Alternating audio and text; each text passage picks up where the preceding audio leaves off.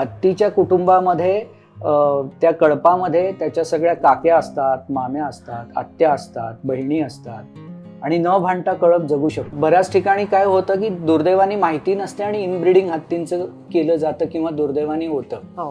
पण ज्यावेळी जंगलातला कळप असतो, नर जो असतो तो 12 वर्षाचा झाल्यावर तो कळप सोडून जातो आणि नाही गेला तर कळपातल्या सगळ्या माद्या ज्या असतात त्या त्याला कळपातनं हाकलून देतात. तर त्याचं कारण असं असतं की 12व्या वर्षी तो रिप्रोडक्शन करू शकतो. लीडर जी असते ती मॅट्रिआर्क असते.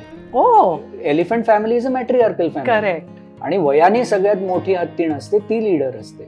तिच्या खालोखाल जी हत्तीण असते ती सेकंड मॅट्रिआर्क असते. ज्यावेळी कळपातल्या हत्तींची संख्या 20 होते, मग एका कळपाचे 2 कळप होतात आणि जी सेकंड मॅट्रिआर्क असते, जिने मॅट्रिआर्क कडनं सगळं शिकलेलं असतं, ती दुसऱ्या कळपाची मॅट्रिआर्क होते.